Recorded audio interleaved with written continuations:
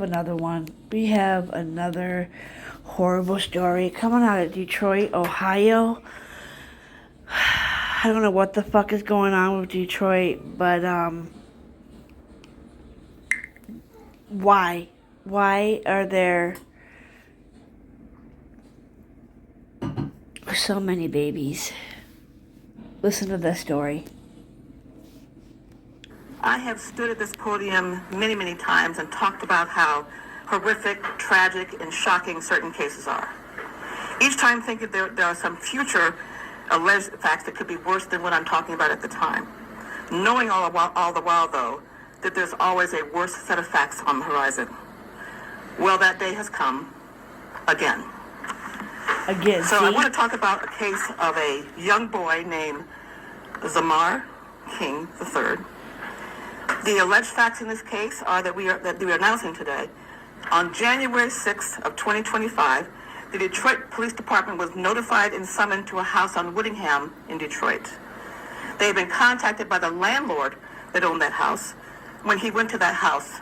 The landlord contacted him when he went to that house to prepare it for a new tenant. That he called the police because he found a shallow grave in the backyard of the home on Whittingham.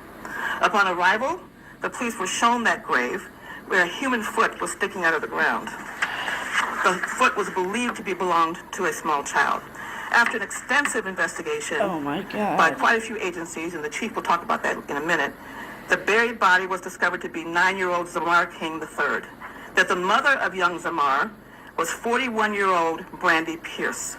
It's alleged that she killed him, and that the cause of death found by the medical examiner was smothering and neck compression. Aww. So I want to just further go ahead and tell you what other facts about this case. It's alleged that she purchased a shovel. She bound him by tying his hands and feet together and dug a hole in the background of the house on Whittingham, where she had been living for a short time. She then put him in this hole and covered him with dirt. That after killing her son, she and her other son, who was 3 years old, moved to Georgia, Cobb County to be exact. It was determined that this, in fact, happened sometime in October of 2024. That Zamar's mother, Brandee Pierce, is currently in Cobb County, Georgia, and we will be requesting her to be extradited back to Michigan. We are charging Brandee Catrice Pierce today with 1 count of murder in the first degree premeditation, which carries a life without parole sentence, mandatory. Count 2 is homicide felony murder. Again, the mandatory penalty is life in prison without the possibility of parole. Our 3rd count is child abuse in the first degree, life or any term of years in prison. The first degree child abuse is the felony to make out the felony murder we are alleging. Count 4 is tampering with evidence, criminal case punishable by more than 10 years in prison. And the 5th one is interfering with, concealing and interfering with the death of an individual, 5 years, of course, that being 9-year-old Zamar King. As always, this defendant is presumed innocent unless or until proven guilty. I should tell you that Judge Aaliyah Sabri of the 36th District Court authorized these charges yesterday. Wow. And since we will be requesting extradition, we will notify you all when in fact she is back in the state of Michigan. So of course there is no next day for court. Thank God. Again, let me just get her repeat, back. They're going to expedite that bitch. These charges and allegations are quite serious. They're deadly. They're shocking. Breaking news, every you platitude guys, that you can think of. But again, Ms. Pierce is still presumed to be innocent unless until proven guilty. So I'm going to have the chief say a couple words to you, and then we'll answer some questions for you if you can. Thank you, Madam Prosecutor. As Madam Prosecutor said, this case is rather shocking. In my 27-year career, I don't remember seeing anything like this, but I just want to thank, of course, Madam Prosecutor. I want to thank our law enforcement partners and everyone who helped out with this. The FBI was instrumental. Michigan State Police was instrumental in helping out as well, along with Cobb County and DeKalb County in the state of Georgia, their district attorney's office. And I just really want to express how proud I am of the hardworking men and women of the Detroit Police Department who helped bring this case to where it is today with these charges. I want to thank, of course, of our Major Crimes Division, the Commander Rebecca McKay, Captain Marcus Thurkill, Sergeant Ashley Peterson, Detective Kelly Lucy, who is here with us, Detective Lisa Johnson, and then the officer who is leading the case, Officer Isaac Yamas, and the members of the Western Squad. The Detroit Police Department works relentlessly on behalf of victims, and we are confident that there will be accountability. There she for is, this. guys. And as Madam Prosecutor said, of course, everyone That's is what she presumed looks like. innocent until proven guilty in a court of law. Thank you much. It seems to all of us who do this work on a daily basis, there's been just a large number of tragic cases that have happened to our children, worse than we have seen. So it's our hope that we don't continue to see these, but I know that's probably false hope that I'm having. Before we go any further, I want to introduce Tina Ripley, who has worked together on this case very hard. She will be trying this case.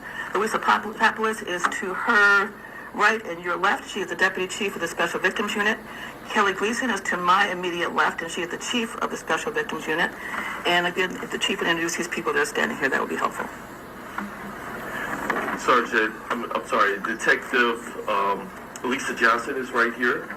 Also, officer in charge of the case, Isaac Yamas. Kelly Lucy, detective. Ashley Peterson, Marcus Thurkill. Marcus is in the back there as well. And then Captain Rebecca McKay. Okay. We'll take some short questions at this point, if you have any. Not that you guys needed it to get a charging decision, but any indication as to why, possible motive in this case? You know, I don't talk about motives at the time. If any further evidence and charging decision will come out when we go to court. So, again, we can't comment on that at this time. Has there been any communication with Tamar's mother at all from you guys? We did speak with his father yesterday. Actually, this morning, actually. So, yes, we have had contact with the family, and the Detroit Police Department has had contact with the family as well. So forgive me, I must be How did she confused get or that not kid? listening close enough, so I apologize, but the relationship of the suspect to the child. Mother. Yes. 41-year-old Brandee Pierce was his mother. Okay. And did Tamar's father live in Michigan? He lives in this area, yes. And was he aware of his child's death? Again, we talked to him. I don't think he was aware until recently, but again, we did speak with him this morning. And we'll Wow. be speaking with him, of course, further as time goes on. And those are just, oh, go ahead. No, please, you got it. Those are her two kids, Tamar and the 3-year-old? Yes. Okay. Madam Prosecutor, where's the 3-year-old right now? What's his status? What's his condition? Again, he's with his mother in Georgia right now. And he was, and now he's in foster care here, I believe. Can you call that here locally?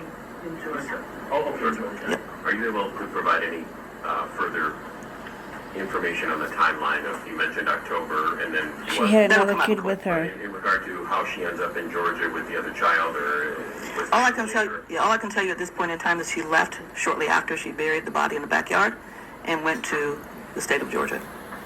So the landlord call to DPD was on January 6th, correct? The landlord call was on January 6th. The police were notified. They immediately went out to the house on Whittingham. They were shown that grave by the owner of that particular property. They saw the foot sticking out of the ground, and it went from there. The chief notified me immediately upon that discovery. she had rented that home? I God. assume she rented it. I don't know. Madam President, just got this from a co-worker, some indication that, Who's talking? I can't see it. Randy. Oh, okay. All right. Can you speak to this at all? I'll just read this verbatim. The source indicated yesterday that the mother claims they were horsing around and playing some sort of choking game. I'm not going to comment on the evidence in the case. Also, was this case file sent over to you guys more than once at all? And if so, what elements were needed to get to a charging decision? Oh, we're not going to talk about that. Yeah. The police contact us when they have information. We talk often back and forth. And then once we get a completed investigation, we make a charging decision. Anybody else? Well, she didn't tell us much. She was kind of snooty. For a short period of time. A very short period of time. Thank you, everybody. Oh, do you have something else? Well, I think I know the answer to your question, but I'm going to ask it anyway. My question is, potentially this was accidental, somebody panics and then leaves the state, intentional, are you able to offer anything in regard to intent or non-intent? I am not going to do that. You'll find out in court. Thank you. All right, thanks everybody. Well, thanks for not telling us shit. Saddle up, partner. We're learning about APR. The annual percentage rate is how much it costs to borrow money over a year, including... I cannot believe that lady.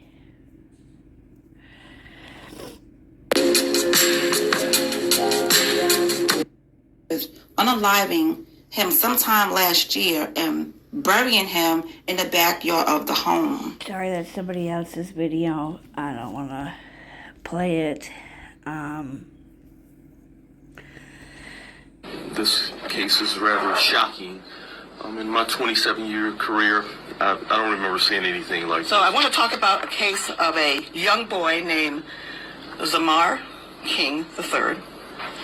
The alleged facts in this case are that we are announcing today. On January 6th of 2025, the Detroit Police Department was notified and summoned to a house on Whittingham in Detroit. They had been contacted by the landlord that owned that house.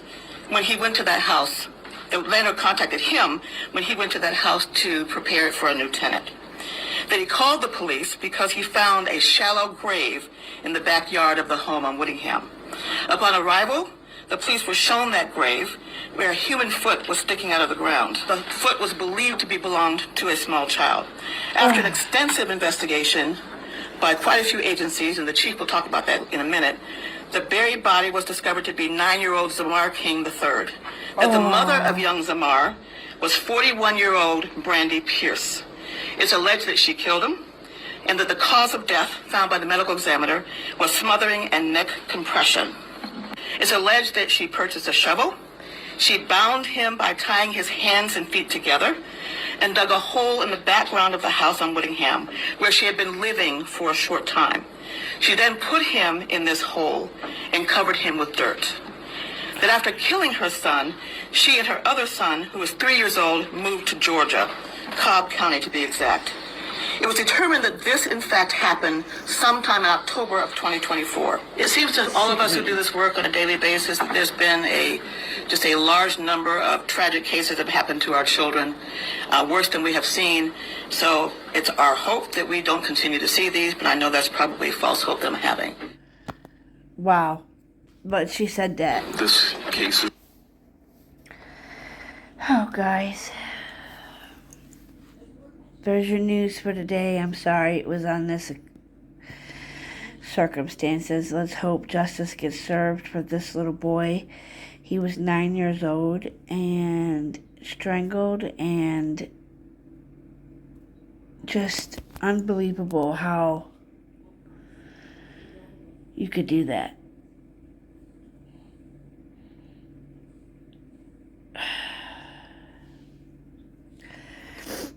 The phone Jonesin.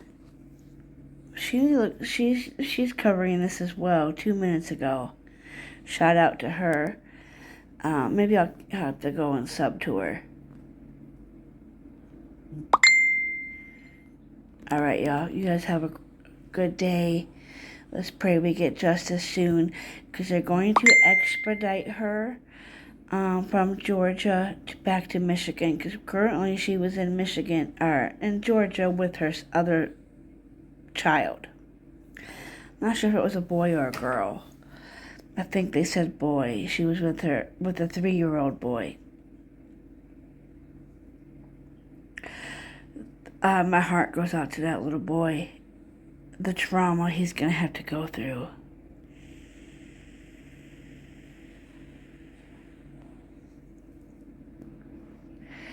Makes me so sick.